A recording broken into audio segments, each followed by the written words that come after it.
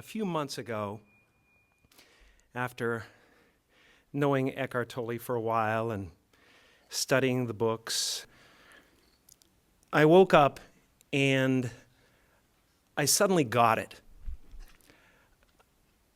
I understood suddenly how thought was just an illusory thing. And how thought is responsible for, if not all, most of the suffering we experience. And then I suddenly felt like I was looking at these thoughts from another perspective. And I wondered, who is it that's aware that I'm thinking? And suddenly I was thrown into this expansive, amazing feeling of freedom from myself, from my problems. I saw that I was bigger than what I do. I was bigger than my body. I was everything and everyone. I was no longer a fragment of the universe. I was the universe. And ever since that day, I've been trying to get back there.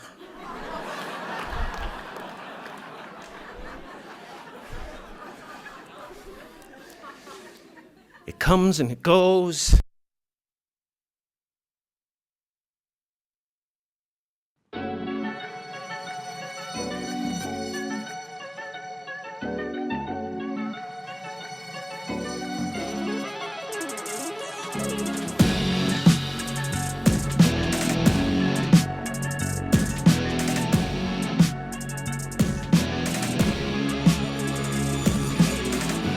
It's one small step for man. Welcome there.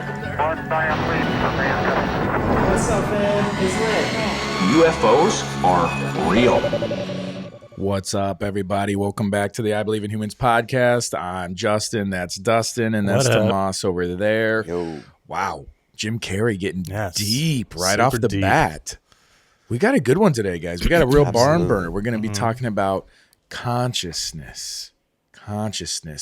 And I love Jim when he's like talking about like who's aware that I'm like home. This is gonna be a good one. self-aware. Strap in. I'm Yes. like I stood up a little bit in my seat and I was like, am I ready for this?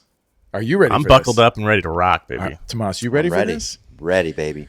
So first and foremost, what the heck is consciousness? Consciousness. What are we talking about? What is this thing Consciousness. that he's referencing that Eckhart Tolle is talking about? What is consciousness? And Tomas, who's Eckhart Tolle? So, Eckhart Tolle is an author, kind of a spiritual guide. He writes self-help books. One of his most popular one is called The Power of Now, which I believe Jim Carey is referencing. Wow. And yeah, I love the book. really cool. I actually haven't finished it. I'm almost done. with Oh, it. you're not? You Yeah, told me it's your new Justin's been Bible. saying- You told me but it's your I- new so Bible. far, hey, But I'm in he's it. 2 feet Yeah, in. I'm Tomas in it. got me into it. I just started Yeah. it. I'm about 3 Dude, chapters it in. looks like powerful stuff. I mean, Oh, yeah. Jim Carrey, I mean, he doesn't look like he's going to cry, but there's definitely an emotionality to his voice and what he's saying there, right? He's Yeah. not a funny man up there doing stuff. So clearly something touched him Powerful, yeah. and he's tapping into something. Well, But it's not letting your thoughts take over. It's these practices of being the observer of your thoughts and how that works. You know, instead of like letting your thoughts take control of who you are. Yeah, your And identity. Your and- identity. yeah. It's a practice of being aware of those thoughts, and then who's that person that's aware? That's you, right? oh my God. Yeah, and that's the interesting thing, which ties it into what we're talking about today in the consciousness is this, to be able to separate yourself from your thoughts. And then what is this consciousness that is the observer? What is that? Right. So I just took a couple, like, you guys hit like some buzzwords, right? So like what I heard is identity, right? Self. I heard aware and I heard thoughts. And I just hit those buzzwords because I'm thinking, is that what consciousness is? Like, what is the definition of consciousness? That's the mystery. Like, do we really know? Like, that's what we're trying to figure out, and science can't even really figure out. But the definition of consciousness is the state of being awake and aware of one's surroundings. Is the Short and straight sweet, definition. but all encompassing. It's like it's like that. Whenever like you get like a definition like that, where it's like, all right, I think I got it, and I also don't get it. Does that make sense? Yeah. Which is why I'm so intrigued. Yeah. It reels me in for more. Yeah. Right. And I think my favorite part about this is why we wanted to tackle this was we're not all UFOs and aliens and crazy stuff all the time. The name of the show is I Believe in Humans. And what's more human than consciousness and existing in this crazy thing that we call life, and what's the meaning of life and all that stuff. So this was just kind of like a nice little like opportunity to broaden our horizons, I guess, dare I say. Sure. And there is some things that we can touch I was on gonna say, later with that being UAP. said, we can still and tie it into UAP. There's and definitely a lot of people that think these non-human things, entities. right. There's definitely a lot of things You can people always think find a way to tie that in. intersect and stuff. We've got stuff, remote viewing. We've got some psychedelic talk. We've got some stuff on the horizon. Jim Carey and is a well-known transcendental meditation practitioner. Yeah. If I said that correctly. But before we dive into all that stuff, Dustin, elaborate a little bit more on for us. What is consciousness and sort of the definition? Let's do a little bit deeper dive on the word itself. Well, there's two states of awareness. There's conscious and unconscious. Unconsciousness is more of a lack of awareness, pretty straightforward. Conscious itself can be present in varying levels of awareness. Okay. There's different states of consciousness. There's low awareness, which is like when you first wake up. It's you're drowsy, you're sleepy, your brain's active enough to like go through your daily routines, but it's more an autopilot. You're like autopilot for sure. Yeah. There's high awareness. Tesla self-driving. Before I get my coffee in the morning, before I hit up Dunkin', I'm on autopilot, low self-awareness. Yeah. Okay. Then we got high awareness, which is when you're more in control of your thoughts. You pay attention to detail and you're focused in on the present moment. Laser focus. I got sometimes like that. After you get that caffeine Scorpio, ADHD, like attention to detail. I'm obsessed with this thing and I can't let it go until I finish it kind of focus. Then we have a sleep and dream state, which is a very unique form of state of consciousness. Yeah. Like REM sleep and that kind of stuff. I think we could do a whole episode on that, to be honest. There's so many things to dive into about dreaming and dreams and what that means. What they mean. Your active mind during that sleep. God, every culture to date, I think, has some sort of dream interpretation. Like in the old days, you'd go to like if you had a crazy dream, you'd probably go to like your local, your shaman or your chieftain, and you'd try to like figure out what that means, Do we go on a hunt? Like you watch that stuff and you're like, dang, you're right. There's a ton about dreams and what they mean or if they mean anything, right?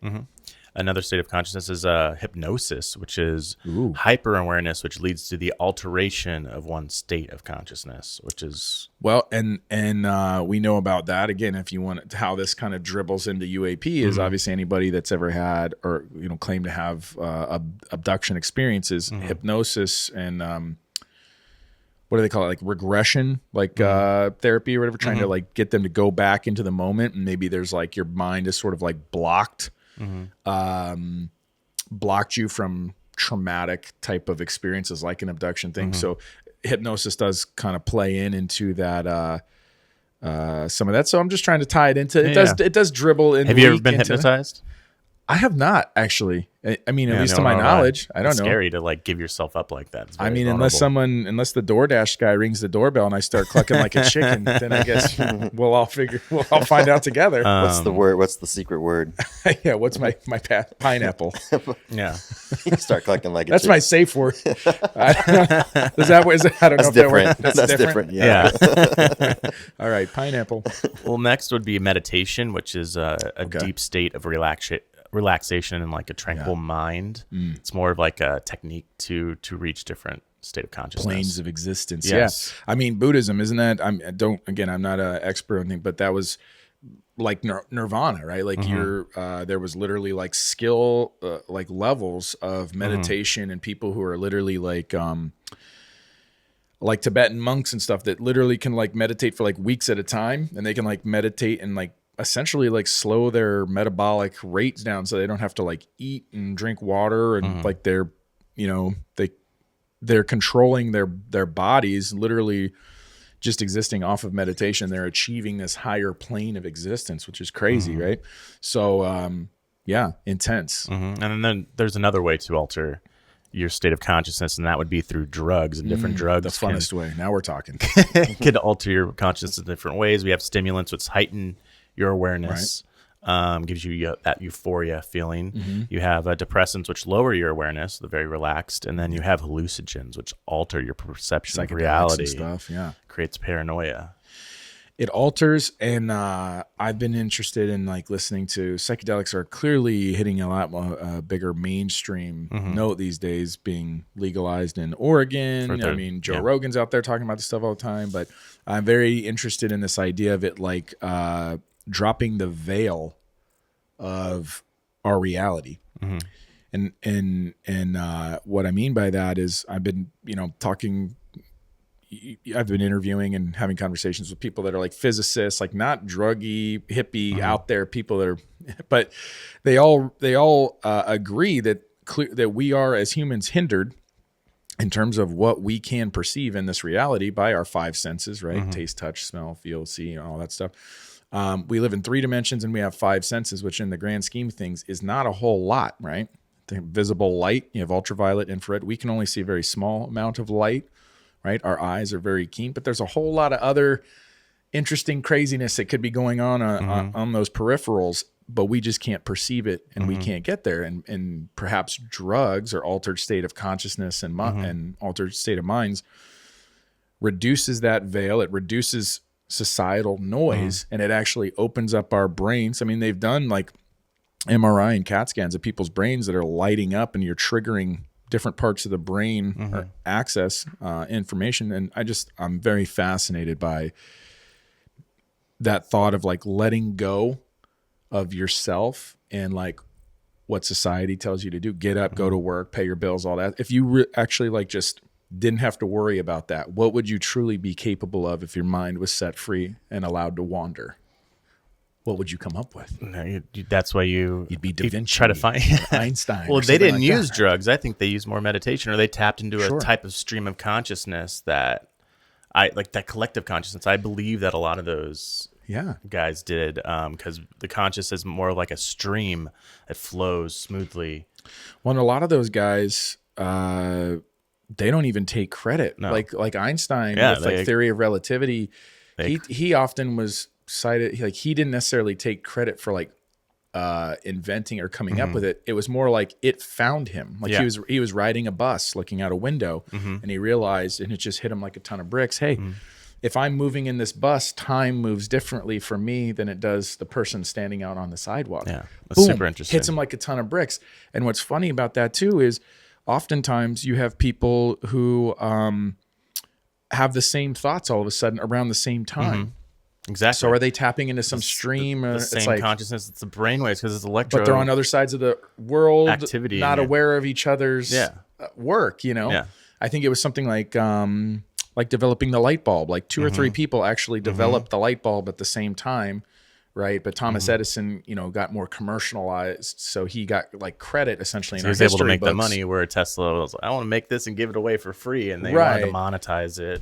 But like several people get hit with the same idea. That's just interesting. It's kind of like these computers like you and Tomas have where you can like log on to like a cloud-based system and you can download thoughts and ideas, in different places at different times, but you have access to the same information. That's kind of a cool thought, right? Yeah.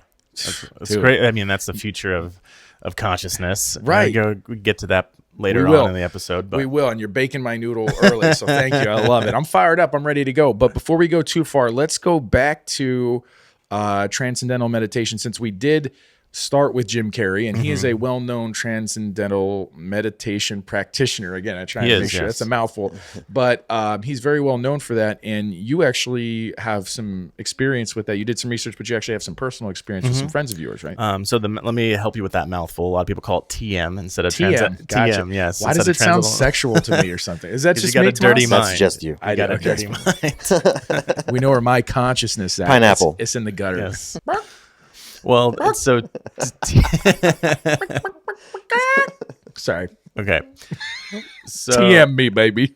So TM is a technique that allows your mind to easily settle inward through quieter levels of thought until you experience the most silent and peaceful level of your own awareness. Pure consciousness. Damn. Oh, yeah, baby.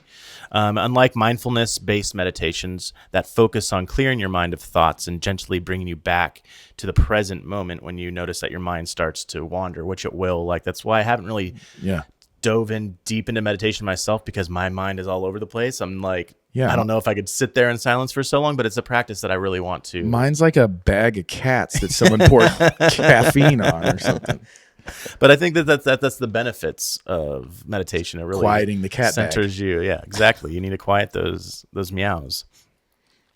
So TM is based around focusing on a single mantra, repeated silently. This mantra can be different for every person. Okay. Do you have a mantra? I do not have a mantra, actually. You don't have a mantra? Well, so How is your cat bag ever going to get quieted? exactly. So TM specifically, you got to be trained by a guide. You can't just learn it on the internet or in your own. You have to be trained, and they give you your own personal mantra at the end of that training. I think so. I've been wanting to do this for a while. It's a week or two of training to find your mantra. Tomas, do you have a mantra? I don't. I think I believe in like positive affirmations. I think it's good to. I try to like wake up in the morning, remind myself to give some kind of positive affirmation for That's the great. day. Mine is ass, cash, or grass. No one rides for free, baby. I like yours Pay up. better. Better pay up. That sounds like that's some great benefits to your life. It does. It's my 3 favorite things.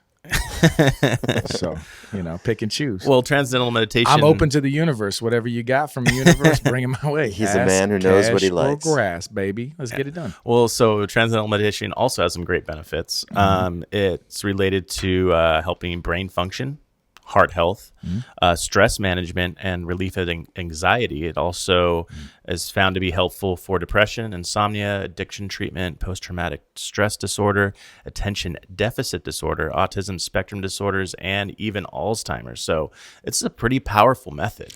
Yeah, man. I would say. I mean, what's funny is we're kind of having this, like, as a society, a reawakening of mental health awareness. Like, there's a lot of apps and stuff. I know, like Michael Phelps, and I think the thing that he works with is Talkspace, and a lot of companies now have mental health benefits where you can use these services. And what's crazy is, like, I don't know if you know off the top of your head, but how old is transcendental meditation? It strikes me as something that's probably It's been around for a while, I'm thousands sure. of years. Like, if it's not, I mean, at least Buddhism, Hinduism, you're talking about some of the world's oldest religions and practices believe in this stuff. And what's funny is we, as a society, we kind of get amnesia and we forget about this stuff. And then we kind of walk around and become stressed out, like shitty people.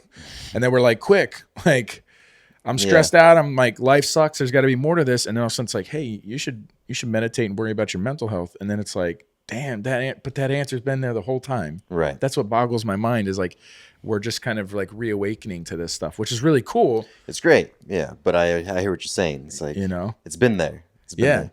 Yeah. Maybe that makes me just think about technology and being glued to our phones and just all that, they talk about all the anxiety that causes. Maybe that's a catalyst to, like, hey, we got to go back inward and, What's funny is that, like, if you want to meditate and stuff, like, like I said, it's been around for thousands of years, but like my brain, even right now, like I just my brain went to like an app on your phone.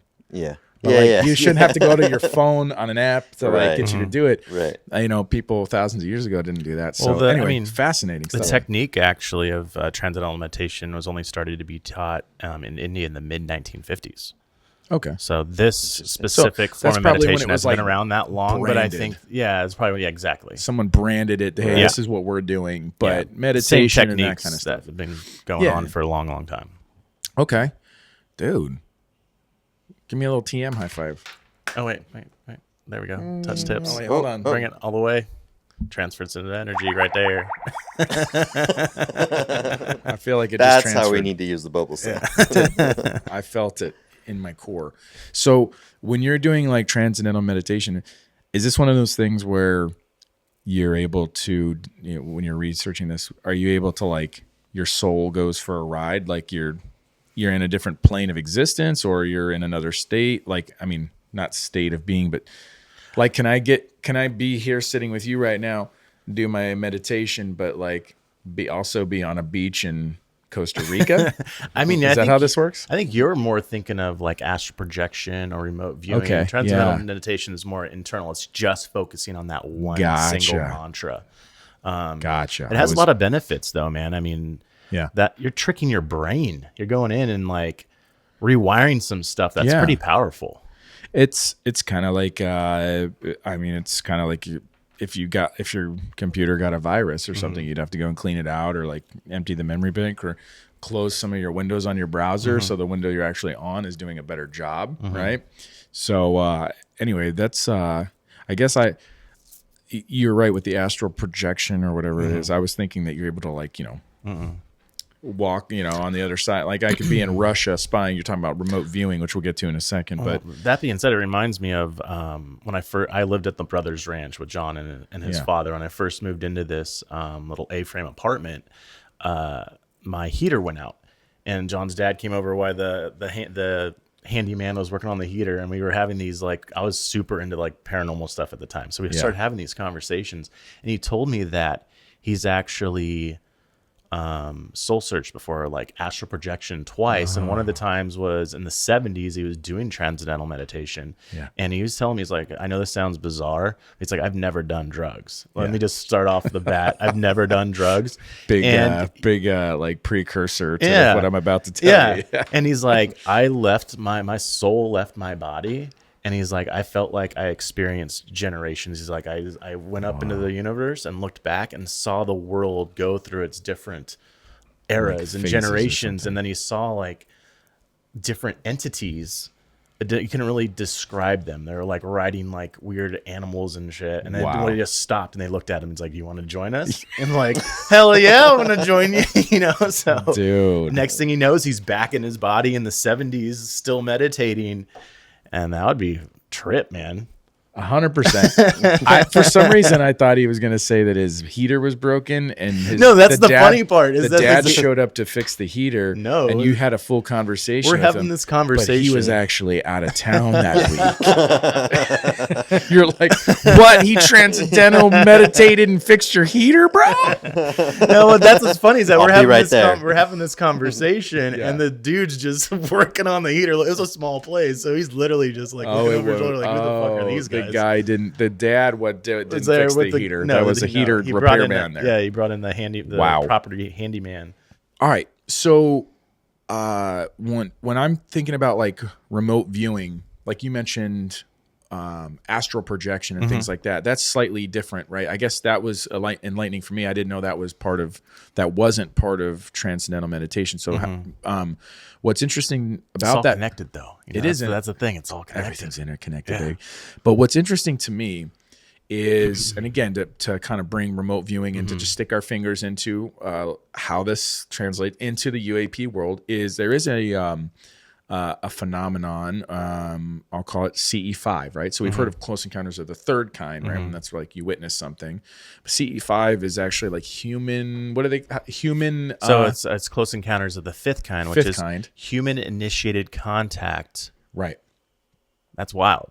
It is. That's wild. So That's what through it meditation. It's a form of meditation. It's a form of meditation, but it's also sort of a form of remote viewing. Yeah. And that's why I'm bringing this up here, is because some people claim, and I don't want to, but they're out there and they're kind of they're group meditating, and then when they meditate, they're claiming that they can telepathically connect with entities, either in ships or on other side, and they can bring them and in, manifest them in a way. And then there's clips on the internet and stuff. I'm sure you guys can go look, and they're claiming to see things in the sky, and they see a lot of orbs flying around and things and lights in the sky and stuff. So we could do a whole episode on CE5. and we probably which we will. I mean, I would love to bring in someone. I have a friend that actually has practiced it. That would be cool. So Yeah, it'd be really cool to bring her in and talk about her experiences. And so it's kind of it's kind of a fringy thing, which is why it's tough, because it's kind of like a lot of people are like, that's just a bunch of malarkey. Yeah. And then there's some people that totally believe in it. I get.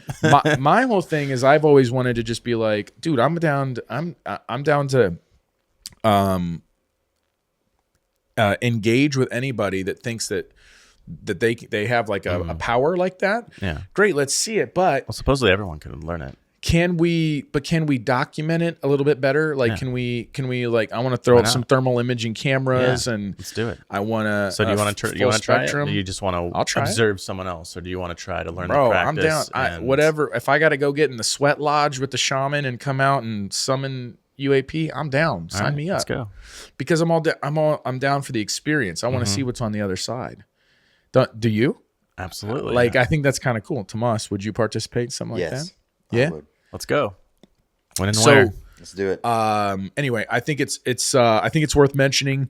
Like I said before, we move on from like remote viewing and stuff, that people can use that, and it's also a way that staying with the UAP topic, that a lot of people claim that you can navigate and control their ships. Now, it's not me. I'm just saying this is like feedback from people saying, like, whenever they find down aircraft or if they were abducted and they have these experiences, they never see like a steering wheel or anything. They're always talking about the beings communicated with them, pictures in their mind telepathically, and that they could actually, their ships would actually maneuver. Well, this is based what's off that wild stuff. about that. There's those entities stream of consciousness, because what's also been reported is that not only is it sharing, communicating through emotions and pictures in your mind, but it's like 5 movies running at the same time all at once. Yeah. That's a lot of data to input that our brains aren't quite trained or exercised to do. Right. You know?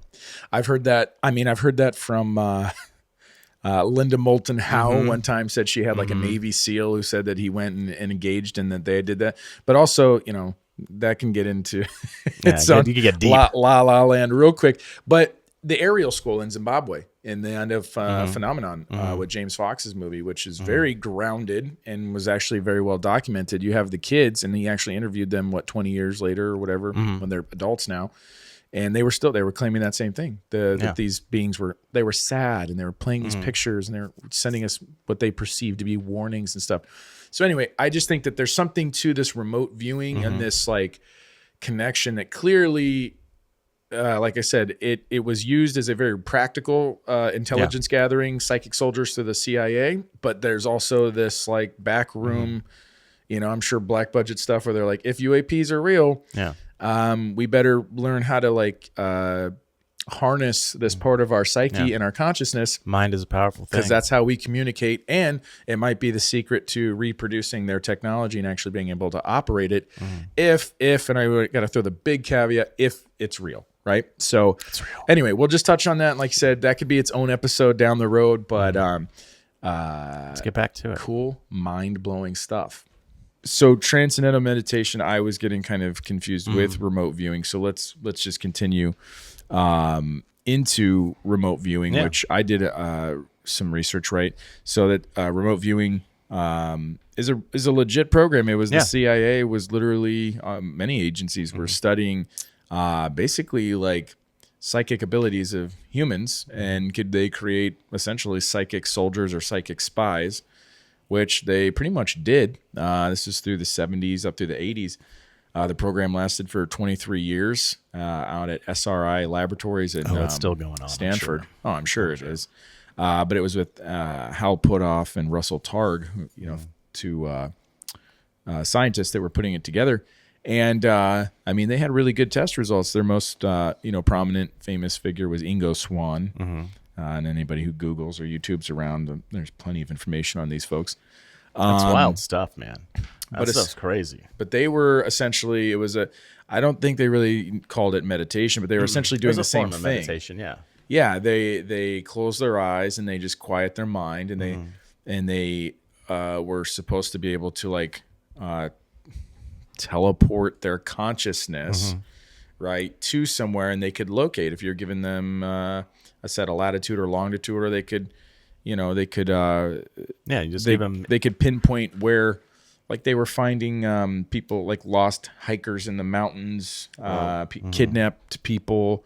It was they found, was it Patricia Hearst? There was a famous Patty Hearst was like a famous heiress that people thought were kidnapped turned out she was actually part of this like armed robbery gang. She was part of it, and she kind of faked her kidnapping, or whatever.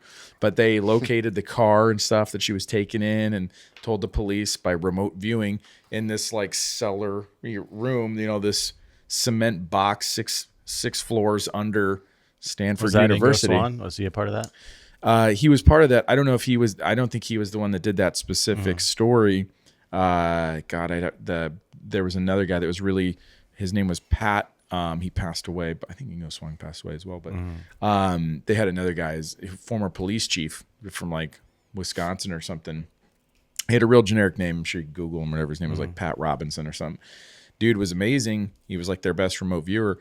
And he was like a super simple guy. That's what was so interesting. I actually watched a documentary on it called Third Eye Spies. Pat Price. Yeah. Patrick Harold Price died in 1975. One of the first and most successful remote viewers of the SRI. What's that? SRI Laboratories. Oh, okay. There's a theory that he was actually killed. Yeah, they go over that in the By documentary. the Russians or something, or Germans or some He could have been killed by the adversary. Russians, or he actually. So when he was working with these guys in SRI, it was more of a research type of position. And he actually started. He was like too good. He was and like he the got guy. he got absorbed into the CIA, and they think that he was basically he went like active as like an agent, and he was literally only in the CIA for a few months, and then they think that he was poisoned. And the reason they think it was the Russians is because it appeared as if though he had died of like natural causes, but there was some suspicion around him dying suddenly. And then of course years later, the Russians have been busted several times across international in other states, other countries, carrying out assassinations via poisoning. So it's kind of their like calling card. So anyway, that is a speculated something swirling around him. Did Ingo Swann train Pat Price? Yes, Ingo Swann He was trained the all guy, of them. Yeah. yeah. So these guys were. Ingo Swann was like the OG remote viewer, and then kind of started training because Puthoff and Targ were the scientists. They were the ones running the experiments and stuff. But Ingo Swann was the one that was actually like, "Yo, hook up your meters to me and let me remote view some stuff." And they started with like, guess the number in my head, or like what's the color of the card in my shirt pocket or whatever. And he was the one that was like, no, like test Make it harder. Test Yeah. me. Yeah. Like and he started like telling you, what's they got in trouble when they really raised alarms was they remote viewed a secret NSA base that in West Virginia that nobody was supposed to know existed. Not only did they remote view it, but they went into like the back room with top secret clearance into a file cabinet and started reading off the names of the secret code names of the projects. That'd be a fun superpower. Let me tell you. The things that I would. This is like a legit story. I know. And then the NSA like rang them up and like they phoned in their results to be like, hey, does anyone ever know like Project Bulldog or whatever? And all of a sudden, like these federal agencies started raining down on them and like, what the hell are you doing? How do you know those code names or whatever? Yeah. Or they all had to do with pool. It was like Project Q Ball and stuff. And so anyway, these guys were legit, dude. Yeah, and that's how they ended up getting funding and all that stuff. But anyway, you knew. I didn't know a whole lot about Ingo, but you seem like you. Well, one of my favorite stories about him, because he's so legit. That's why this story sticks out to me. Yeah. Is he was brought to a random office space by a random dude. I forgot his name. He has a call sign. It wasn't even his real name. Okay. Yeah. And they gave him coordinates Super secretive on the moon to Okay. remote view. Wow. And he remote viewed a base on the moon and Ooh. got to the point where he said the people or the entities, I forget exactly how the story goes, noticed him remote viewing them. Yeah. And then he came back out of it. Ooh. Like, what the fuck did I just witness? And they're like, don't talk about this. Of course he did. Oh, but because I he's remember so, something like this. Yeah, but because he is so prevalent and worked with the CIA so much on so many different cases, the fact that this story came out, it's like, and I buy into the fact that we already have a base on the moon. Well, I think the story was really interesting. Yeah. So now you say so it wasn't that they told him to remote view the moon. What This they did happened? is they just gave him coordinates, Yeah. and then he read the coordinates, and then he realized that this is the moon or whatever. I think he also there was a famous story that he remote viewed something. He remote viewed the like a pyramid or something in Alaska. There was like a secret, base in Alaska or something. He was that guy. So he was a trippy dude. He also was like a painter and did a lot of like very kind of artsy stuff. But I mean, Russell Targ and these guys that are not very esoteric whatsoever, they're very matter of fact. They worked at Russell Stanford. Targ was like a laser specialist. That was his thing. It was like mathematical lasers and all this stuff. And they're sitting there hanging out with a guy who's like remote viewing the moon and stuff, right? Like that's awesome to me. How's that not interesting? Yeah. You know what it reminds me of? Do you remember the show Fringe? Yeah. It was an old Fox Yeah. show. I think it was like J.J. Abrams produced or whatever. But It's like the new X-Files. dude, it was like literally the same thing. They were like, what they would go and take, like the guy's thing was he would take like LSD, and then they would go into like a water, like a sleep deprivation chamber or something, put their headphones on, and then they would go to like to this other realm, this other universe or whatever, and hang out and do things over there. And I just think like it's insane to me that it's like that whole life imitates art, art imitates life, that you're watching this show and what seems like kind of a gimmick is actually like, no, we're actually like trying to do that. And it's been theorized that, that's actually possible.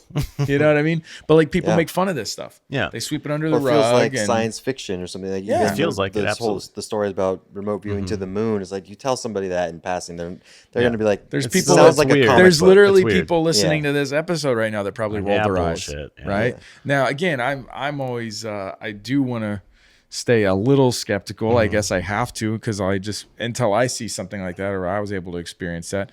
But, you know, of course, I don't know, if I remote viewed the moon or saw some crazy stuff, then you wouldn't believe me. Then everyone would be rolling their eyes at me, and I'd be like, "Wait, no, you gotta believe me." It's like you're on record saying you didn't believe Ingo. Well, supposedly everyone can learn this. Everyone has it. everyone has the trait. This. Yeah. You know who else believed in this stuff was Edgar Mitchell, and I know you love your astronauts. Yeah.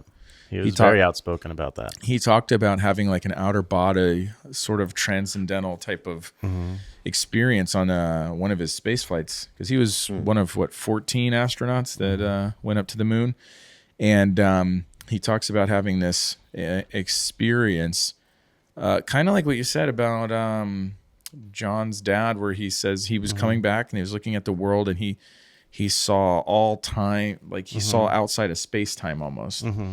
He's not creating he's not claiming any magical or like alien abduct. He just said it was like an epiphany, an awakening.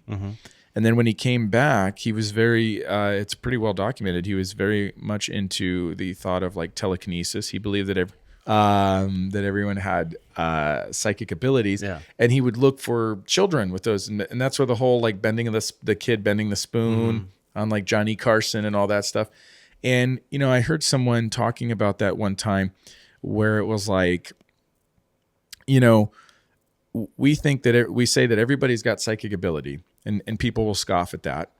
And yet what's interesting about that story is a kid goes on Johnny Carson to, and claims, you know, they can bend their spoon with their mind. And then all of a sudden kids across America start doing it. And what's interesting about that is that it's the appearance on Johnny Carson on late night television that sparks interest of people being like, hey, I wonder if I can do that. And all of a sudden open your eyes. People, because they've seen it, they start believing and they start bending spoons. And it's just kind of interesting that if you had just told people to go and bend spoons, it probably wouldn't have happened. But because they chose to do it on their own and see if they could do it, and also, of course, kids aren't as beat down by society, and like, you know, they don't have bills to pay, and like, you know, like adults, we just have like too much responsibility. We kind of like lose or mute that sixth sense, if you will, right? So anyway, I found it interesting. You know, something that I wanted to touch on too. So whether it's transcendental meditation or remote viewing, you also can't help when you're looking up consciousness. It's kind of like there's two ways your research goes. You get like really super heady neuroscience type stuff, which science really doesn't still have a good grasp or answer for what consciousness is. They talk about neuroscience and they talk about like functions or or byproducts of consciousness, but they can't really nail down consciousness. And then the other way it goes is you get into this really somewhat esoteric, but it starts to get into, you start to research drugs, and psychedelics seem to come up a lot. There was a lot of stuff that came up about people taking mushrooms, and then of course DMT comes up, and a lot of talk about like old shamanistic type of ayahuasca. I mean, ayahuasca. DMT is That's what I was thinking. Is the main ingredient, main ingredient of ayahuasca. Did you look up anything regarding DMT? What did you call it? It's like it like is supposed to accelerate you into your consciousness or amplify your it's consciousness. like the God drug, It's and what's crazy about it is that users have reported extraordinary experitions. Right. Crazy. It's crazy. I've never done it before. I've heard stories. That I watch plenty of Joe Rogan. Yeah. That's all they talk about. But I'm on it right now. Yeah. But I mean, people have Hey, Tomas, I didn't realize you were still here. That'd be a fun episode. But I mean, for the most part, you smoke it and you just lay down and stand still. It's not something you're going to party on. And it's like you experience it for 5 to 15 minutes. No, it seems like it's a pretty like emotional and like, I mean, it doesn't seem like it's a party drug. No, it seems like people like searching their soul for stuff. You go and find God. Well, Rodgers did ayahuasca right before his MVP season last, right? Aaron Rodgers did? Aaron Rodgers did, yeah. You didn't know that? No. Yeah. So right before he like refound his passion for football. Through ayahuasca? Yeah. It had nothing to do with his Nicolas Cage from Con Air, like haircut and no, attire? He didn't win his MVP. That was the season after. Oh, man. Yeah. The sequel. But it got him there. Okay. Well, he's not the only sports athlete, famous athlete apparently to try DMT or ayahuasca. I think we have a clip here of an interview where we saw that apparently Mike Tyson tried DMT, and it was a pretty interesting experience. I think he does it often. well, let's roll the clip and see what Mike has to say about DMT. 3 or 4 months ago that you found a place where, and I'd like you to explain this to me, the toad. I'd like you to explain the toad to me. Do you understand the toad? Is it like ayahuasca? No, it takes you to another level. Ayahuasca is nothing compared to this. Is it called DMT? Yes.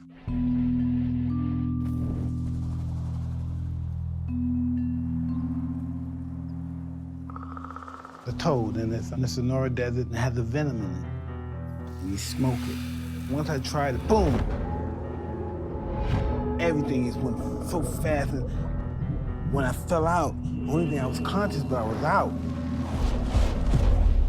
My brain was still functioning, my thoughts, I could still talk to myself, I could hear my mind, and I was saying, I fucked up. And I killed myself. Because you killed your ego. I'm dying. It was just really mind-blowing. Spiritual in nature, though, right? Like you're just... Yeah, really, my whole life totally changed. It sounds like a movie script, but it's really the real deal. At that moment, you're talking about like you come to and you are altered. You are altered and it stayed. I don't know. I wake up, I'm happy, I'm laughing, I'm smiling, I'm thinking, what the really happened? Yeah. Really? Had no idea. So sex, cocaine, championship belt, those weren't happiness? Nothing, no. It lasts forever, but it was only 15 minutes. But it felt like hours. And it was frightening. Because of that ego thing, because you realize you're small all of a sudden. Yeah, once I realized that I'm nothing, I realized all my fancy clothes, my big clothes. Can you explain to me why it makes you emotional just talking about it? Because I imagine the reason it makes you emotional is because for 4 decades you've been trying to find happy, man. You know, when you think you know everything, and then you realize you don't know anything. That's a big awakening. You can call it growth or you can call it divine intervention. You do realize you're talking about the toad like someone would talk about God, right? Well, I don't know. I'm not going to say it's God. I'm not going to put nothing in the same breath as God. Can you explain how it changed you? It was just the death of your ego. When your ego died, I felt so naked and afraid at that particular time because that's all I really had when you really think about it was my ego. That's interesting because your ego served you too, or in some of the ways. Damn. Death of the ego. He's a changed man. Yeah, he starts crying. It's a big turnaround for that man. Dude, that's intense. From killer to Is soft. it weird that it makes me want to try it? No. No, I mean, he says it's I'd frightening. be interested one day. Yeah, he But says I it's. don't think I'm I ready mean, I right guess now. if I was in a beautiful mansion on Right. Yeah, no South worries. Beach or something, But that's to your point where it's just becoming more the mainstream, right? All Right. this, It you is. know, psychedelics and people going inward and discovering themselves, ego death. isn't psychedelics is was legalized in like Oregon or something recently, wasn't it? Was it mushrooms? and Mushrooms, stuff? I think Yeah, I think specifically mushrooms. psilocybin. Just but mushrooms? yeah, Okay. Yeah. I was actually talking with you about this. So what do you think about this? So what I find interesting is listening to that clip and having mushrooms, legalized in a state, and I know other states are probably pushing for it too. There's a lot of connections of these types of drugs. First of all, they're legalized in ritualistic stuff for Native Americans, right? Like They're legalized? yeah, if you Really? like It's part of their culture peyote and and their- ayahuasca, it's part of their culture. Yeah, so they're allowed to. It's not like a scheduled. It's not a Schedule Schedule 1 1 drug drug. or Yeah, for them. So anyway, Or they're may able to use consider it. religious, Right, for religious purposes. Yeah. But what I find interesting is we're from the Silicon Valley, and I know out there in the Silicon Valley, it's like the startup capital of the world. Well, there's all these like intellectual business people that are very much into like microdosing small amounts of psychedelics and stuff to try to open up their mind. I was good talking for to you, Moss. yeah. It's almost they're almost doing it like a performance enhancing drug because we're getting more into our mind than we are into our bodies. You know what I Yeah. mean? Yeah, it's like the whole mental health, is becoming less stigmatized, and It's mental health, but it's also this thing of like decades ago, the jocks were cool. Like you wanted to be the star quarterback on the team. But nowadays, the younger generations, like they already like they're at high school and they're like, how I own a drop shipping company already, right? Like the cool thing is to be like, can you code, bro? Like, oh, you can throw a football? I'm gonna be a billionaire and I develop apps. Yeah. Like that's becoming those types of folks are becoming more like role models. And so anyway, what I think is fascinating is if you want to keep up, and that's what the cool kids are doing. Gotta expand that mind, baby. Yeah, because you got to weaponize your mind or whatever. You got to use that consciousness, right? Yeah. It's kind of like with remote viewing. That was like what I was thinking about with remote viewing when I was listening to him. I'm like, okay, well, this makes sense to me. Like, forget all the foo-foo stuff. One time it was described to me, I was having a conversation with someone who said they practiced remote viewing. And the way it was described to me, they were like, well, Justin, I mean, think about it. It makes sense when you think about it. If you want to strengthen your body, you would go to the gym, or in your case, buy a Peloton, right? If you want to strengthen your mind, what do? You go to school, you read books, you get degrees, right? You get Go to training. therapy. Yeah. If you want to strengthen your spirit, right? You can do yoga, you can go Meditate. to church, you can meditate, right? It's like the Holy Trinity, mind, body, spirit thing. Well, if you can control your consciousness the way we're talking, couldn't you then theoretically, like you said, sort of astral project, or like couldn't you use that to really transcend space and time, because it's not bound by 5 senses and 3 dimensions like our physical bodies are sitting here at this table, right? It's in another dimension almost. The 4th dimension, space time. So I'm not saying that I'm like sitting there going like, okay, yeah, I believe you. It's Definitely not unlocking pieces of your brain. If it's something, there's clearly something here beyond what our current science has answers for. But I'm Which just is thinking, obviously why the government's interested in it. correct, right? And I'm thinking it makes sense that you could go and like, yeah, you could be a psychic spy and sit in the room right next to someone and listen to their conversations, or knock stuff, like terrorize them or whatever, like poltergeist activity in their room, kind of like Interstellar. Remember McConaughey gets stuck behind the bookcase and he's like pushing the thing. I'm like, dude, it seems like You're buying that's into it. It becoming. doesn't sound like you're as much of a skeptic anymore. I'm not as much of a skeptic because it starts to show up in more places. Like it shows up in movies. Well, the people that write those movies aren't stupid. They're not just like completely making stuff up, right? Yeah, some of it's based on facts that are ideas that have been out there. In Right. The ether. Yeah.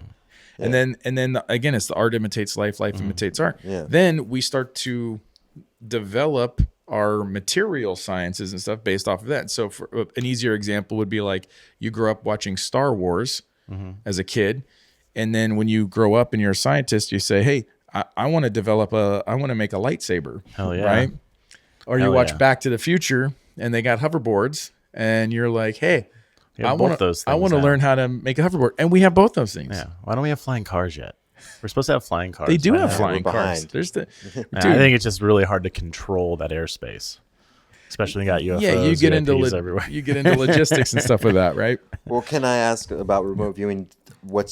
Do we know some of the science behind it or the practices? Like, I think you had mentioned going forward and back in time. Was that something? Yeah, well, it's again, it's operating outside of the three dimensions of like left, right, up, and down. Right? Literally, I don't mean using interdimensional or anything as like a explosive word, but it's like literally, they could go and they could target places, but they could also target places at different points in time. So there was one that I was telling Tomas about where they they located, what they would do is they'd have one guy stay in the office blindfolded or whatever. And then the other guy would go drive around town and they would see if they'd basically play like remote viewing hide and seek. Yeah. And they'd see if they could find where he's at. And then they would draw and describe where he's at. Well, they draw this, it's like a power plant type of thing or something in town, but it has water towers. And I was telling Tomas, at the time they go and they're like, well, he kind of got it half right. Like, look, here's this pool on the ground and here's this building. And yeah, so that's where he was at. But what's with these water towers? Those water towers don't exist.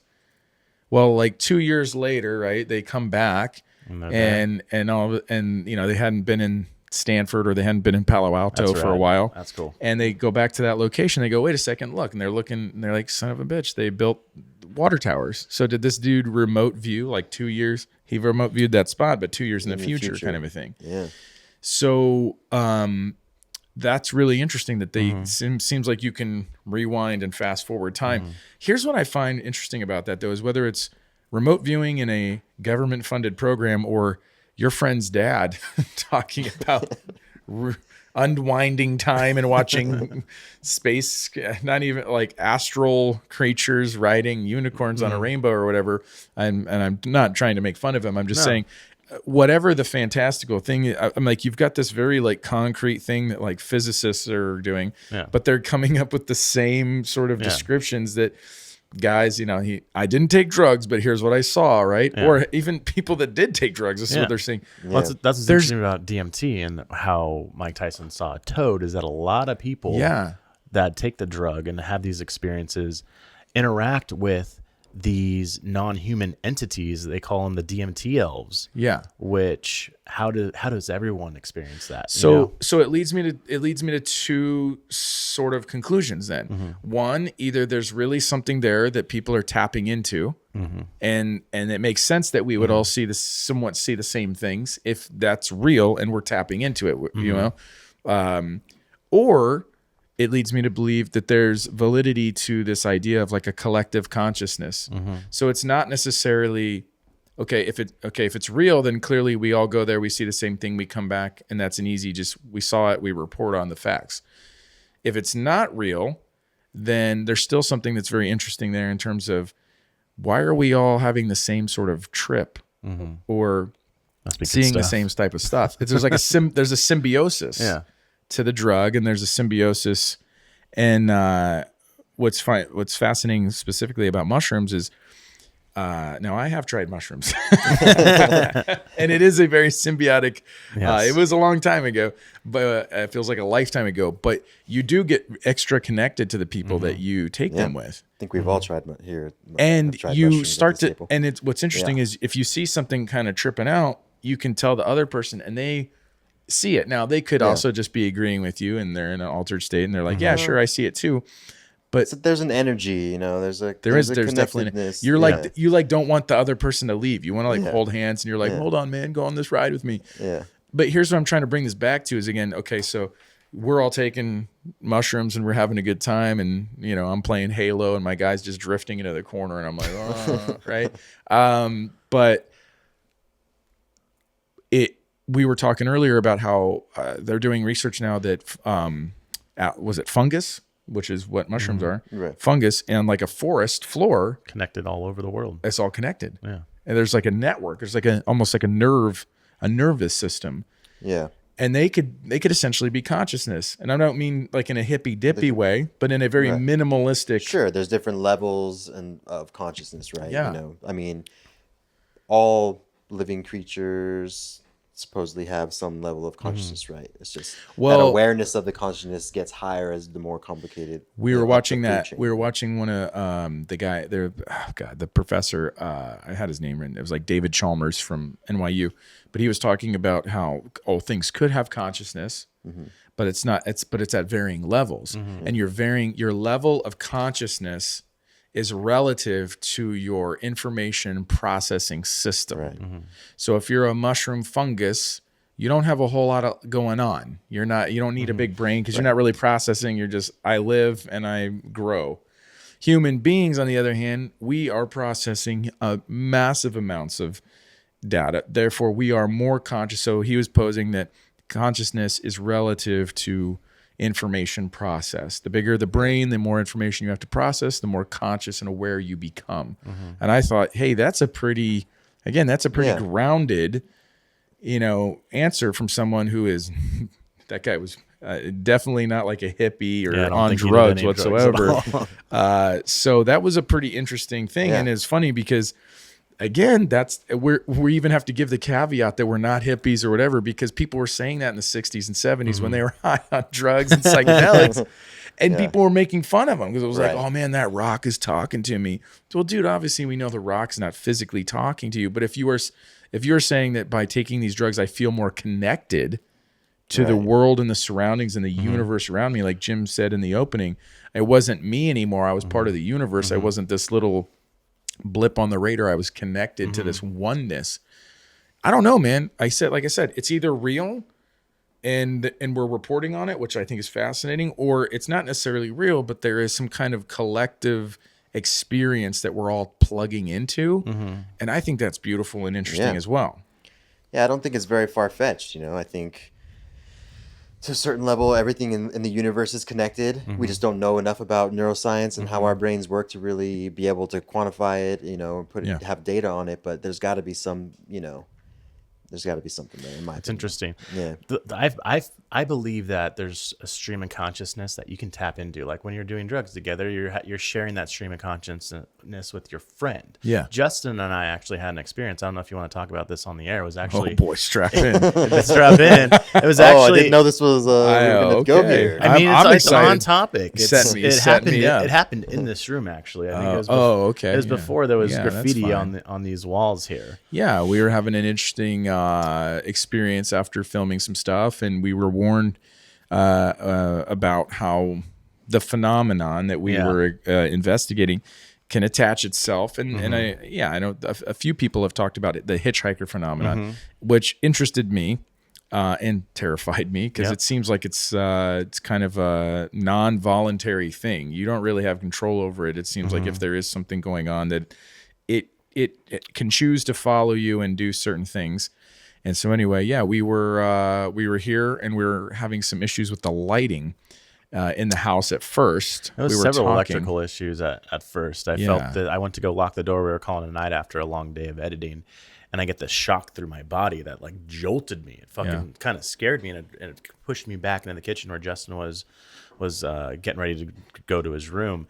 And as I'm going in the kitchen, my Alexa just shouts in a man's voice, when Alexa's a female voice in my house. Just shock your body. There's no prompt or anything. Just shock your body. And that scares me. And It says shock your just body. straight up said shock your body. Yeah, Yeah. it did. What? The Alexa Yeah. started talking. It was weird. That, you didn't Out of tell me nowhere. that. I didn't. You guys Out of didn't tell me nowhere, that. dude. There was Yeah. a series of The events. hair This on all my arm happened- starting to stand up again on my This freaking. all happened within like 30 Yeah. seconds. And I look at Justin and I say this as he's like, dude, stop freaking me out, bro. Like, we got to go to bed right now. I go down the hallway. Yeah, it was like 2 a.m. It was like 2 a.m. I reach down to grab my clothes in the middle of my bedroom, my sweats, and the light just turns off on me. And I'm like, holy shit. Now it jolts me. I go back into the room, tell Justin.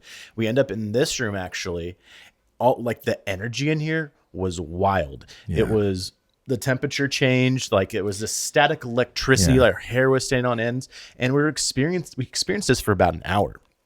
And Yeah, I it felt was like kind of a we tapped pulsing into energy. It was this weird. different stream of consciousness because my brain doesn't function at that high a level like that, especially at 2 a.m. We were exhausted. We were filming in Wyoming for a week. It definitely activated like our fight or flight, Yeah.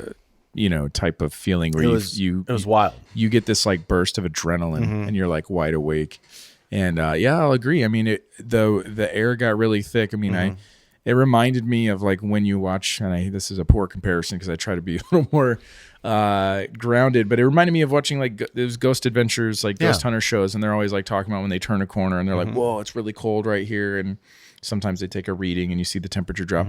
It really was happening. It felt like the air got thick and stuff. So I don't know what we were tapping into, but we were definitely something. We It was something. were messing around and with people that were talking about remote viewing and we're talking about how they were skilled and that kind of stuff. And so could it have been in our heads and we were creating it? I don't know. And we were messing with electrical systems in the house. Could it be coincidental? I mean, I don't know, but I'm was not happening the next day, too. I'm not really like an exaggerative person. Yeah. So I wouldn't. But what sticks out to me is like it scared the crap out of me. I opened all the doors and windows to try and get like the energy. The fact out. that I expect this story from Dustin. Yes, but the fact that you're just as convicted about it, makes me. That's what I love. My mind goes like, okay, maybe there's electricity in the atmosphere. You guys had a long day of editing. And so you could justify a lot of those things. But the conviction in the way you guys are telling the story is like, it sounds. And I've felt this before. As you guys know, I have several ghost stories, and my friends make fun of me because of the experiences that I've had. But you feel this energy, but I've never felt it for that long a period of time, let alone with someone so close to me. Like, so we shared this together. Right. Yeah, we definitely did. And it was, I could see how it could be interpreted as like a ghost type story, right? You're thinking like, I do remember the crazy voice through Alexa, which was terrifying. That's true. It was scary. I was like, dude, what? Because nobody was talking to Alexa. It happened to me, and then she shouted it. And he shouted it. Whatever that voice was, it's that not came only through that that speaker. It's not only that it turns on, but then it's like it's what it says. Yeah. But it wasn't like sure. You heard what it said? Yeah, it wasn't like asking you to like add something to the grocery list. You know what I mean? Like my Alexa's broken at home, and it'll do that. Like if it plays the wrong song if you ask it to do something, right? Or if it thinks it hears its name, because Alexa's always listening, right? Yeah. But when it reacts to what you're doing in the moment, that was definitely weird. It's pretty weird. But here's what I'd say is like you could perceive that as like ghostly activity or something. I could see how someone would say that, right? But I would also just say again, I'm kind of in that middle ground where I do think, to bring this back down to like the consciousness and the conversation we're having now, is it possible that we were having some kind of experience, and then when your fight or flight kicks in, and you're emotionally or you're electrically charged, emotionally invested, all that, yeah. But what I'm saying is like, could two people, literally the energy and like the battery, the electricity off your bodies, could that manipulate the electricity? Like a physical it's like static manifestation electricity. You know what I mean? Yeah. Like, because the hair's standing up. So if you could affect the room, and then I don't know what this until you left. I wish that I knew what the weather was like outside, because like that would have been interesting to check in that moment. Because the air felt like the only way I could describe it is like, if you live in the South and it's really hot and humid, and you know what I'm talking about when you're like, oh, it's gonna rain soon. There's like a thunderstorm coming, because the air gets really thick and staticky, and that's how it felt. That's why I opened all the windows and doors, was because it felt like we needed to like get the air out of here. You know what I mean? So anyway, I wasn't expecting to share that, but that was. We just went down the road, and I'm glad you did, because I do believe and we were tapped not into this. Not on DMT. We were not. We were or mushrooms. We were dead sober because we had a deadline. We were working. We were editing film. We were not. Well, I was glad I got to experience it with somebody, because I wouldn't have been able to sleep. Whoa! A little shock there. All right. So, so DMT psychedelics. Did you have anything else on that?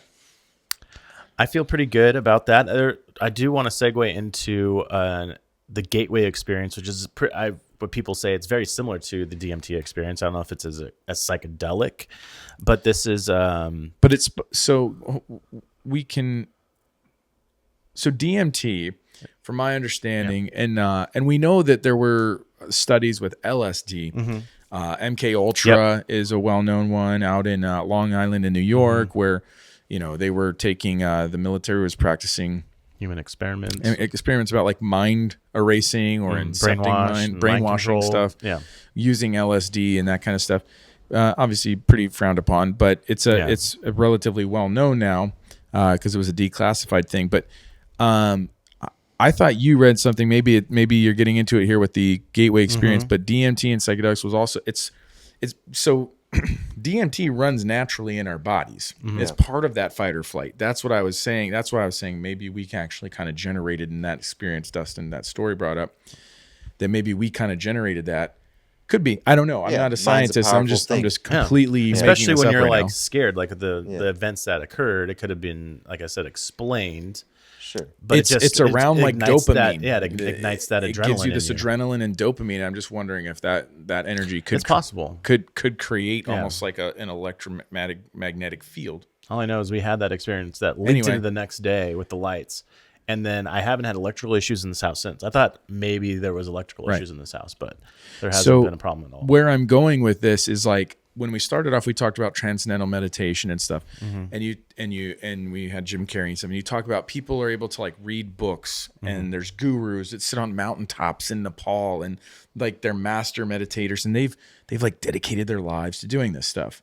And it seems like they're reporting and coming back with the same things that the people that are doing like DMT and like psychedelic trips are doing. And yet one takes you a lifetime of practice and learning. The other one takes you 12 minutes to smoke this thing. It's like a shortcut. Yeah. So I feel like there's almost like this, like it's a cheat code. Like someone's putting in this cheat code to like unlock some mysteries of life, and you just punch in there real quick. There's actually studies at a university, I think it's Trinity College in London. I'd have to look it up real quick again, but I heard about it through Graham Hancock when he was interviewed on Joe Rogan. But they're trying to keep people in the quote unquote the trip state, that DMT.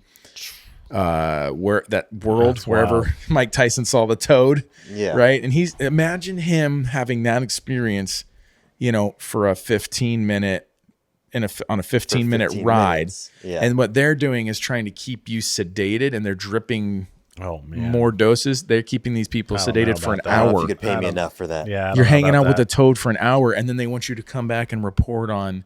Because apparently it's such an emotional and intense experience it's gonna change you forever. that it shocks you out of it. Yeah. Well, that's the advantage of meditation as opposed to You're able maybe to stay in chemicals. it. Yeah, and you can. It's probably, you can there's got to walk be around. some side effects to prolonged DMT use and drug. We know drug use. So Yeah, man. the natural healthy way. Is Well, through meditation, you feel right? better afterwards. You feel good. You feel refreshed. Yeah, I don't think Take we're. some I don't drugs, think you wake up we're the next morning. Not so much. advocating for that, but I do think that there is a look, man. I mean, but before the Pilgrims came, right, and before, at least I can speak for North America, before the Pilgrims came and started Christianizing everything, you had more native cultures here in North America and Central America and South America, and they were more shamanistic. And so I would say there's a long history of a lot of people doing this type of stuff and having a great respect for Mother Nature and the stars and all this stuff, and being very connected. And it predates like current stuff. So it's like I find it fascinating that we kind of look down on it and we think of it as like recreational drug use, and we make it taboo and we make it illegal. People do abuse it though. But yet it's been out there, sure. But every people can abuse alcohol and cigarettes; those are illegal. But what I'm trying to get to is this is something that's been around for like millennia. Yeah. People have been doing, but we ignore as a spiritual the information thing, that they're bringing back. Does that make sense? Yeah. You know, like everyone's looking for these like near-death experiences, like these like, they resuscitated you and you saw the light. You know, did you meet God? Did you meet your parents who was there waiting for you or whatever? You know.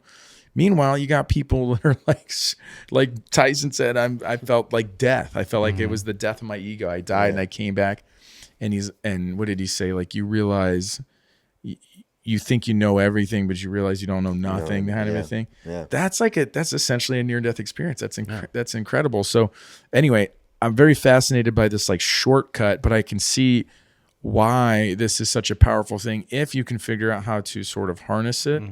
And I could see how it would be of interest to like an intelligence gathering agency or military. Not everyone's ignoring it. Because you're creating super soldiers or psychic soldiers or whatever. It's like the next wave. You want to have cool guns and next gen tech, but you could also go in and have super soldiers that can just like Darth Vader use the Force, choke you out. You know what I mean?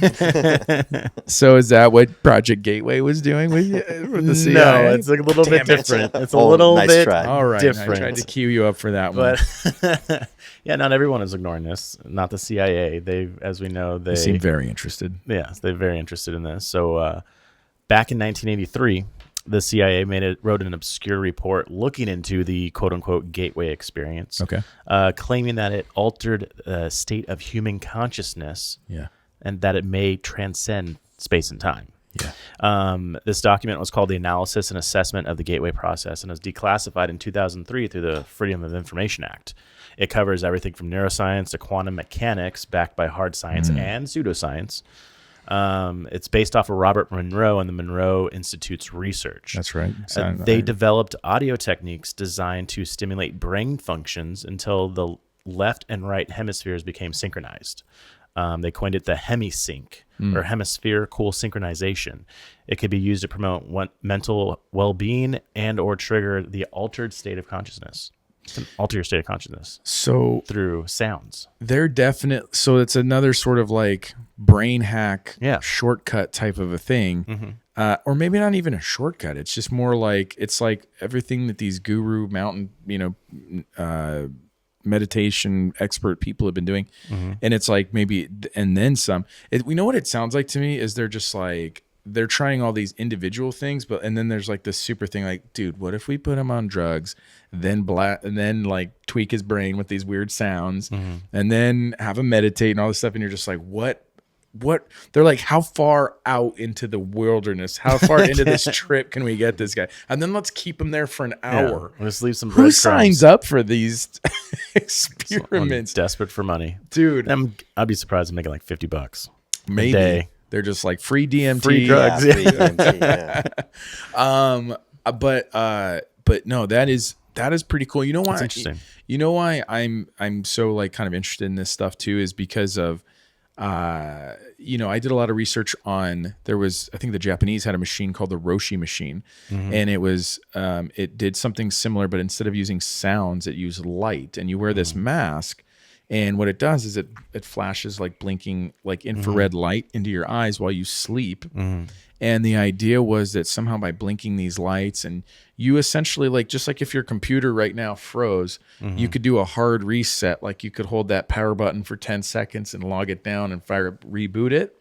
That's what they were trying to do for people that had like neurological disorders. Like if you were paralyzed or lost the use of your arm, or feeling in your arm or whatever, you could wear this machine and it would essentially like hard reboot your brain, and people would start to gain function back in their limbs, or they would suddenly their brain would almost like start to self-heal. I find that fascinating. Absolutely. So this gateway, was it successful, or you said it was 1983? Yeah, I mean, it was declassified in 2003. Okay, so we don't know if it's still going. But no, but it wasn't a CIA like program. It was just what they were doing. The Monroe Institute. Yeah, the Monroe Institute. And so it's just they were interested in it and wanted to know what they found. When I was trying to research something, because I remember something about that as well. They were talking about the holographic Earth, and what that is that? So that's people that think that we're living in like literally like the Matrix, like the consciousness is this is like all a sim. This is a simulation, right? And that we're existing in, and we're being controlled, and either we are avatars, just like Neo gets plugged in and out, right?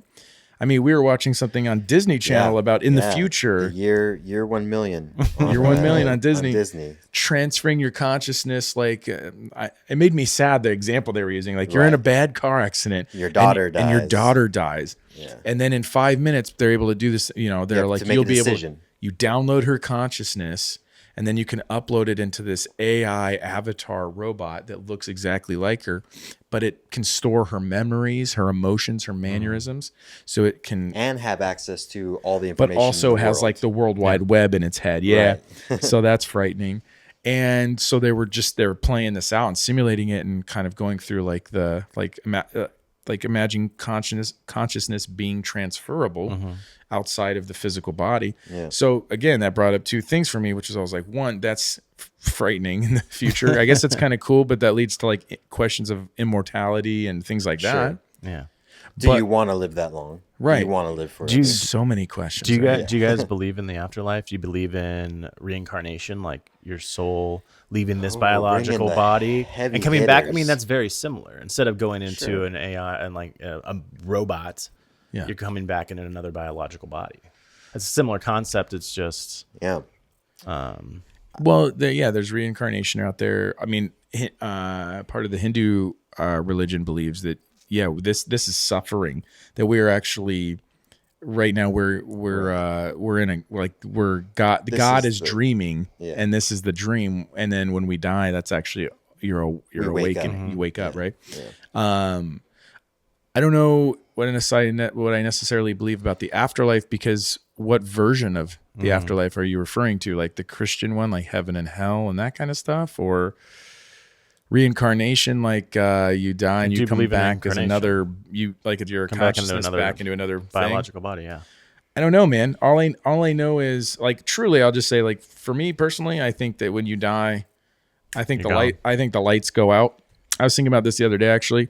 I had a random experience. This is where I came from. So I remember being in high school, and we were in like indoor gym, and I can't remember the circumstances, but do you remember? It was one of my Bubba Torres, Mark Torres. yeah. I Called him remember Bubba. Bubba. Anyway, so I don't remember what necessarily led up to this, but he came behind me, and he wasn't trying to be mean to me, but he caught me in like a sleeper hold. And he just must have caught me at the right time. Like he was just messing around, but he caught me, boom, just hit my neck on an exhale. I didn't even know what happened. All I remember is waking up on the floor, and my face hurt, my arm hurt. Did your life flash before your eyes? No, I literally just, the lights went out. Like you just didn't even know what Blacked happened. you out. Yeah, just straight blacked out. And then you wake up, you're face down on the floor, and you don't know how you got there. And someone tells you, oh, well, he choked you out, and then you went limp. We thought you were messing around until he let you go, and you literally face first on the thing. You were like Sleeper dead. hold. You know what I mean? So I remember that experience, and I'm like, honestly, I think that's what happens when you die. Is I just think that you're kind of going, unless it's like old age and you kind of feel like you're really unhealthy and sick. But I think you're just kind of going, and then like something happens, and it's just like game over. If that's what you believe in, how would you explain all those people that's come out with these past life stories? Like there's these children that can bring them back to where they grew up and how they died and meet their killer. Do you think it's them just tapping into that stream of consciousness that's still alive because that person died so dramatically, and that's still like a residual consciousness that they just tapped into, and that's what they truly believe? Because I more buy into that. That's the soul. That's that soul, that person coming back and being reincarnated. But that can make a little bit of sense to me. I don't know how you would justify that, believing in what you believe. I don't know how to believe. I know what you're talking about. I mean, I think there was a series through Leslie Kean who did the UAP. She was one of the authors of the New York Times article in 2017 about UAP. She had like a 6-part series on near-death experiences on Netflix. I can't remember the title of it right now, but I'm sure you could Google it, Leslie Kean. But anyway, and there was one episode where it was like a kid who could, like recall specific details of past lives, kind of a thing. So There's several of them. There's so many stories. I'm honestly not really sure. Surviving death, yeah. I'm honestly not really super sure what to. I mean, I think when you die, like, you don't necessarily know that it happened. I think maybe your consciousness keeps going. I don't know, man. That's a heavy question. Well, that's have you heard the theory on I mean, DMT. So DMT is released in your brain when you die, right? And there's the time warp that Yes. Mike Tyson's talking about, that you're talking about with this experiment. So if that Yeah. that DMT is released and it feels like an eternity, Yeah. which is a lot of religions and spirituality have called, what happens after death. Is that, are you living forever in that DMT trip? You know what I mean? I think until you find another biological body. So you do believe in reincarnation. And then it reboots, but you I don't think you have necessarily your time remember in your that other dimension or whatever, however you want to explain interesting. it.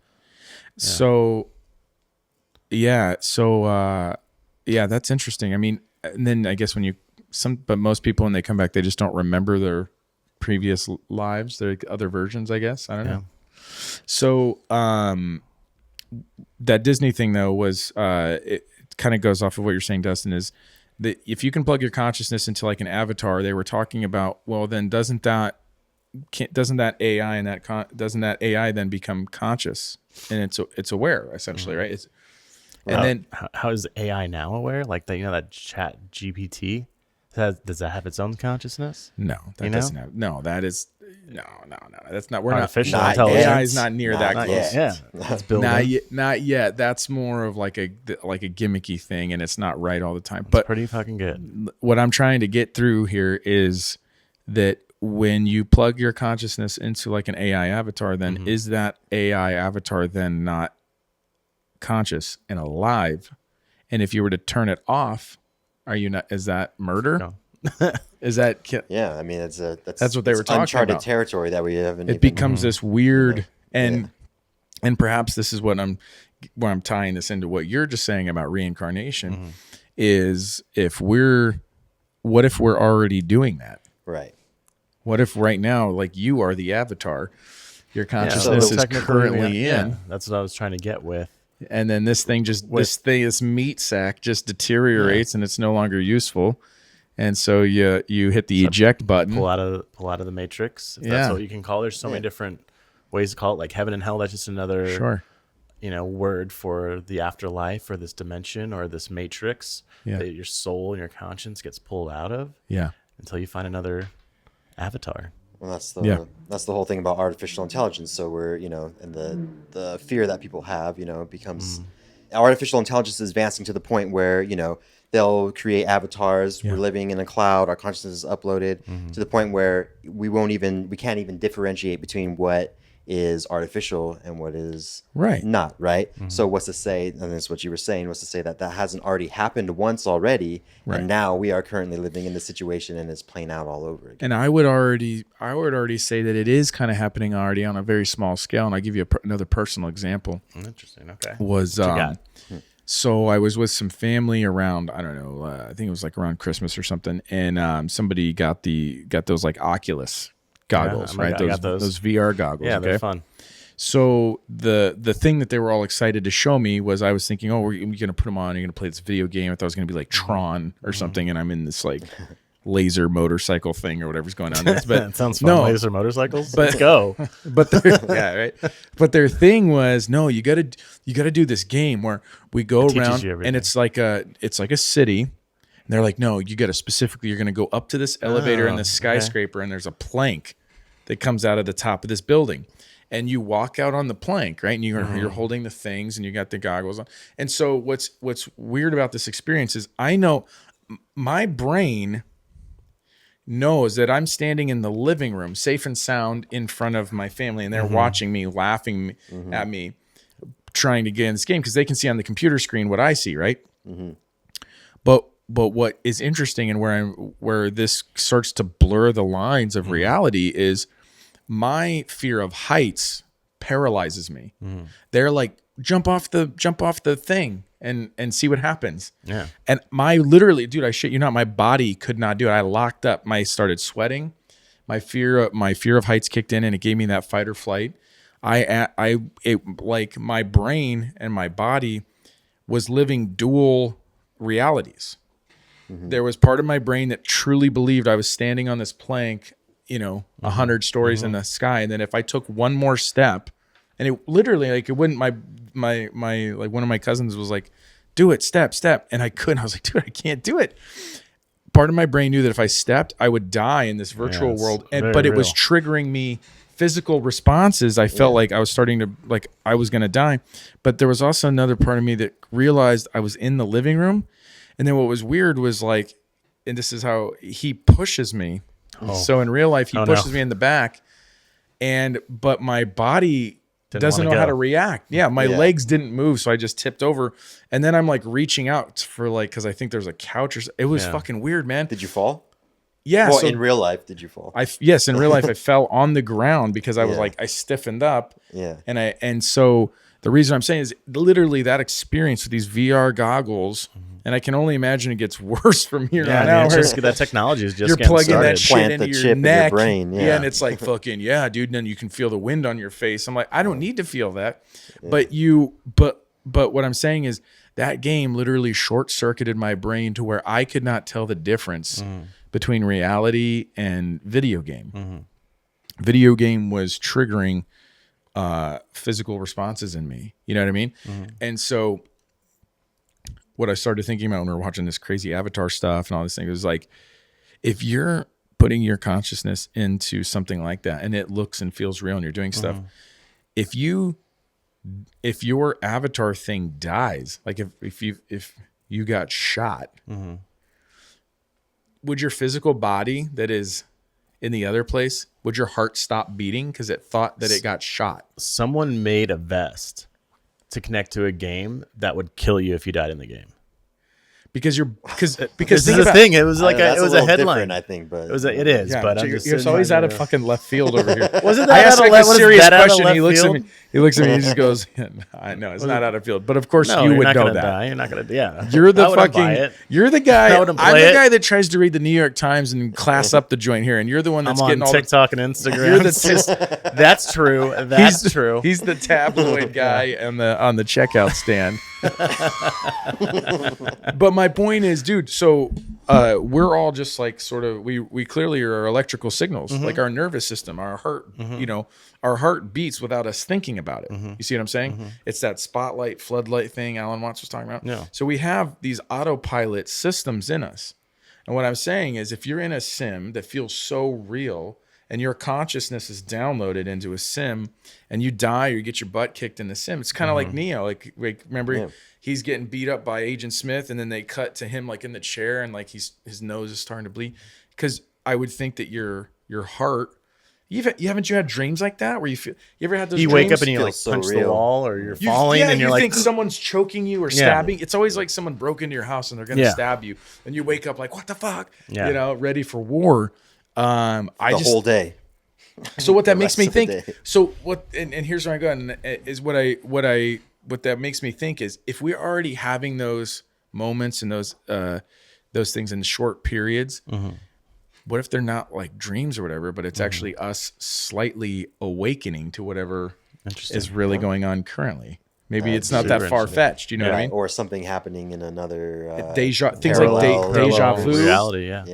Yeah. That brings me to that actually kind of goes into something we were talking about earlier, which was like quantum mechanics and the quantum realm. And this is not the podcast nor the episode for us to really get We're into no quantum experts on mechanics. it. I'm not a quantum physicist, but it's Very interesting. You can't talk about interconnectedness and multiversal type of stuff without the quantum realm coming up in conversation, right? The physics of it. Yeah. So if you're like waking up to yourself and you're really somewhere else and you're entangled, right? We were talking and we were watching videos and stuff about how, the quantum realm, that is a real thing. It's on a very small microscopic, like atomic level that's Right. happening right now. Schrodinger's cat. Right. But theoretically, as computing got bigger, we were talking about quantum computing and qubits and all that stuff. As that technology continues to develop, I was saying that I'm already reading articles about how we already have the mathematics already tell us that we can do this. Again, we're just behind in the physical science and the applications and the development, but we already have people alive that know that this stuff is real. So who's to say that in the future we don't have something where consciousness is entangled on different sides of the different universe, dimensions. different Yeah. not Well, dimensions, but dimensions, different yeah. universes or realms or whatever. Because it seems like that probably is the only thing that can transcend that type of stuff. If you want to talk about UAPs, to kind of bring it back to our source subject, it's been posited to us that perhaps that's how these things, like people that claim to have seen aliens or whatever, How or it and works beings. and all Well, they claim that they communicate via telepathy. Yeah. A lot of people report back that, and they get close to these beings or whatever, that they communicate via pictures in your mind. Like And you just start and- seeing things, right? Yeah. And emotions, they don't really communicate via words, a spoken language necessarily.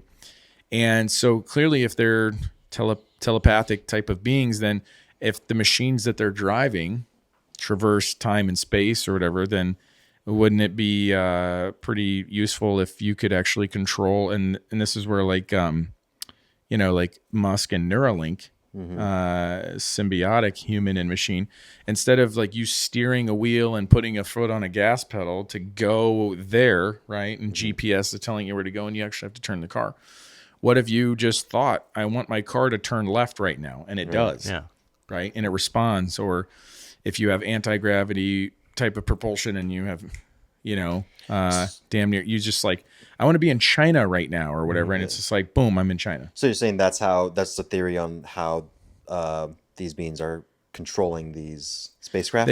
They could understand. Yeah. I mean, Yeah. because you could, obviously with wormholes and string theory and all that stuff, you could traverse time and space that way as well. You can fold and transfer there.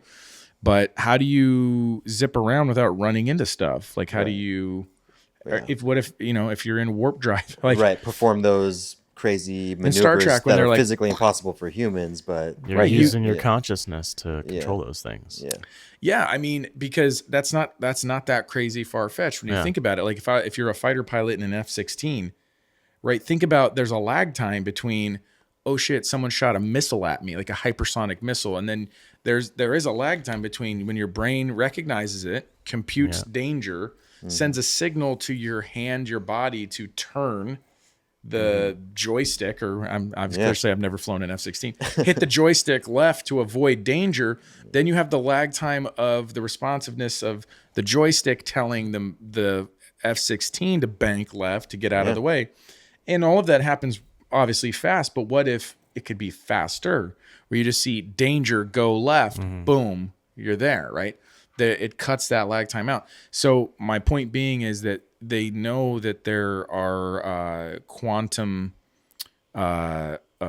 observations. Things are happening where there's an entanglement, where if you do something to one quantum molecule, it affects another across any distance. Distance and time doesn't matter to them. Yeah. So if you could somehow plug into that communication or whatever, Sure. then the distance of space and time really it gets a lot smaller. No, it doesn't. So, I mean, it really, that's the kind of stuff that just really bakes your noodle. Yeah. At the end of the day, man. Dive deep into that. Yeah, man. love So it. obviously, the reason why I wanted to touch on this subject was because I thought, man, consciousness really does have its little fingers in everything, right? Yeah. You mean you're in remote viewing, you're in the quantum realm, AI. you're in AI. And I think that it's because consciousness is truly, it's not just solely human experience, but it's fascinating to me that clearly consciousness, we are the most self-aware, I would seem. I mean, I guess we don't know what a dolphin truly thinks, but I would say that we're probably the most self-aware species on Earth. And it's kind of interesting that AI and all these other things, like, they don't exist without humans. Right. And so it technically is kind of a transference of consciousness when you get railed down to this. Like, you just kind of go on this hamster wheel. You know what I mean? exactly. I like that. It's perspective, If yeah. humans weren't here making that stuff, Right. Yeah. would it be here? It's Would just it all happen? what we perceive No. and imagine in our minds. We're literally Make it real. creating. It's Yeah. like giving birth to a child, like creating that thing, awakening it, and making it alive, right? And doesn't exist without our consciousness. No. It's Not at all. So, on that note, yeah, I think it's getting late, and we definitely touched a lot. You can see, obviously, that this is deep rabbit hole, Alice in the Wonderland style. If you guys have any comments on anything, or anything that you want us to read and then comment on, Yeah, I'd love to do a follow-up episode on this at some point. Yeah, and get someone in You here dig a little deeper. This is I think this will be an ongoing topic for a while, and we'll try to get some different voices, some interviews and stuff. This would be great. Hear some physicists talk about this kind of stuff. Get some people that actually practice transcendental meditation here firsthand. Experiences. Yeah. Get that crazy DMT artist guy from San Francisco we saw. Get some of his paintings on here. That guy was not a real person. He looked like a cartoon character. So anyway, man, but if you guys want connect with us, of course, drop a comment in the comment section. Follow us on like, subscribe, comment on YouTube. Check us out on Instagram and the Twitter machine, and be happy to conversate with you. But until next time, guys, Dustin, it's okay to believe, buddy. You're not alone. Thanks, guys. Have a good one.